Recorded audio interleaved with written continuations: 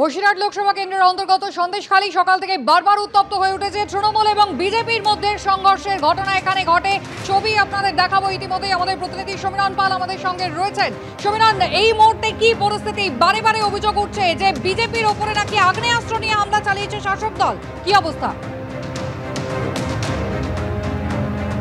একেবারে কুসুমিতা, আমরা এই মুহূর্তে রয়েছি সন্দেশখালী বিধানসভার বয়ারমারি 2 নম্বর গ্রাম পঞ্চায়েতের চুচুড়া কাছিরে পাড়ে। এখানে 25 নম্বর বুথ। ক্যামেরাম্যান সুমন দাসকে দেখাতে বলবো, রীতিমতো উত্তপ্ত পরিস্থিতি। দুটি বাইক ভাঙচুর করা হয়েছে এবং চঞ্চল খাটুরা বিজেপি কর্মী, তাকে মারা হয়েছে, মেরে মাথা ফাটিয়ে দেওয়া হয়েছে এবং এই মুহূর্তে ব্যাপক উত্তেজনা রয়েছে এবং পুলিশকে ঘিরে বিক্ষোভ, কেন্দ্রীয় বাহিনীকে ঘিরে বিক্ষোভ, দফায় দফা বিক্ষোভ এবং এই চঞ্চল খাটুরাকে রক্তাক্ত অবস্থায় অন্যান্য গ্রামবাসীরা তাকে নিয়ে যাচ্ছেন। যে গ্রামবাসীরা সংঘবদ্ধ হয়ে তাকে নিয়ে যাচ্ছে চঞ্চল খাটুরা এবং তাকে যেভাবে মারা হয়েছে তার মাথা ফাটিয়ে দেওয়া হয়েছে। সন্দেশখালীতে এক বিজেপি কর্মীর মাথা ফাটিয়ে দেওয়া হয়েছে, যেমনটা অভিযোগ উঠেছে তৃণমূলের বিরুদ্ধে। সপ্তম তথা শেষ দফা একেবারে দিনের শুরু থেকেই রক্তাক্ত হয়েছে আর বারবার কিন্তু কোথাও বিরোধী প্রার্থীদের ঘিরে ধরে গো ব্যাক স্লোগান। আর এবার আপনাদের নিয়ে যাব বারাসাত লোকসভা কেন্দ্রের অন্তর্গত অশোকনগর, যেখানে বিজেপি প্রার্থী, তাকে ঘিরে ধরে একেবারে গো ব্যাক স্লোগান। শিবাশিস মৌলিক আমাদের সঙ্গে রয়েছেন এই মুহূর্তে। স্বপন মজুমদারকে ঘিরে গো ব্যাক স্লোগান কারা দেখালেন শিবাশিস? হ্যাঁ কুসুমিতা, দেখো একটু আগেই অশোকনগরের দিগরা হরদোয়াল বিদ্যাপীঠের ঘটনা এবং সেখানে কিন্তু বিজেপি প্রার্থী, বারাসাত লোকসভার বিজেপি প্রার্থী স্বপন মজুমদারকে ঘিরে গো ব্যাক স্লোগান উঠতে দেখা গেল। যারা স্লোগান তুললেন তারা দাবি করলেন তারা তৃণমূল কর্মী এবং স্বপন মজুমদারকে তারা সেখানে চাইছেন না।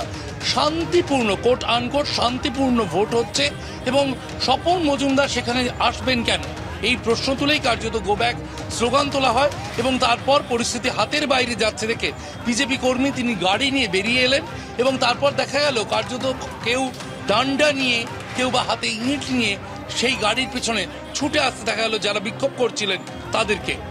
কুসুমিতা, একেবারেই শিবাশিস, ধন্যবাদ। বিভিন্ন জায়গায় অশান্তির মধ্যে দিয়ে বাংলায় 9টি লোকসভা কেন্দ্রে ভোট গ্রহণ চলছে এবং সেই সঙ্গে বরানগরে উপনির্বাচন। আর এই মুহূর্তে বরানগরে বিজেপি প্রার্থী সজল ঘোষকে ঘিরে বিক্ষোভ। সরাসরি কথা বলবো, আমাদের সঙ্গে রয়েছেন আমাদের প্রতিনিধি আবির দত্ত। আবির, দেখাও আমাদের। দেখো, একটু আগে আমরা যে ছবি ইতিমধ্যে দেখতে পেলাম যে সজল ঘোষকে ঘিরে বিক্ষোভ করা হলো। শুধু তাই নয়, যেখানে আমরা দাঁড়িয়ে রয়েছি বিদ্যামন্দির স্কুলের কাছে, সেখানে তৃণমূল কংগ্রেসের বিরুদ্ধে অভিযোগ তোলা হচ্ছে বিজেপির তরফে এবং সেখানে সজল ঘোষের গাড়ি, মিডিয়ার গাড়িও সেখানে ছিল। সেখানে এক প্রকার তাণ্ডব চালানো হয় এবং তার সঙ্গে সজল ঘোষকে ঘিরে কখনো চোর স্লোগান, কখনো বিক্ষোভ, সেগুলো কিন্তু করা হয়েছে। যদি এই সম্পূর্ণভাবে এইগুলো করা হচ্ছে যাতে ভোটাররা ভয় পায় এবং সেই অভিযোগই কিন্তু তোলা হচ্ছে সজল ঘোষের তরফ থেকে এবং এক প্রকার প্রায় ঘিরে নেওয়া হয়েছিল বিজেপি প্রার্থীকে। সেই ছবিটাই আমরা দেখতে পেলাম। একদমই আমরা সেই ছবি দেখেছি। আবির, তুমি আমাদেরকে বিস্তারিতভাবে জানাও। যখন সজল ঘোষ ভুয়ো ভোটার ধরছেন,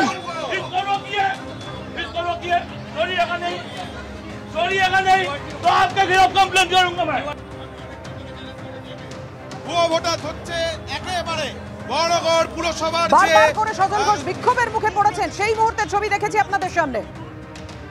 সজল ঘোষকে সেন্ট্রাল ফোর্স দিয়ে ধরালেন।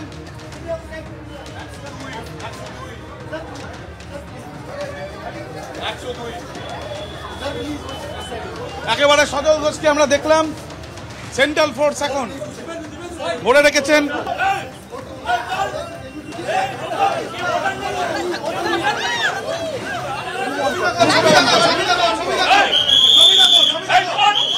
ইতিমধ্যে দেখা যাচ্ছে সজল ঘোষ ভুয়ো ভোটার ধরছেন।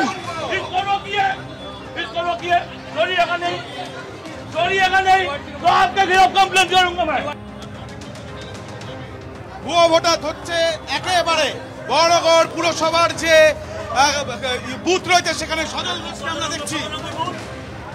সজল ঘোষকে সেন্ট্রাল ফোর্স দিয়ে ধরালেন।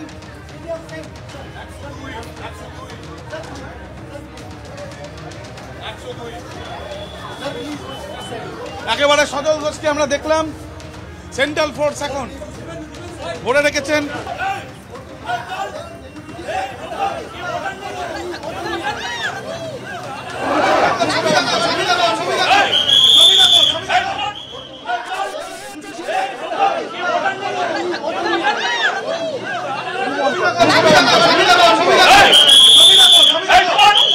ইতিমধ্যে দেখা যাচ্ছে সজল ঘোষ ভুয়ো ভোটার ধরছেন।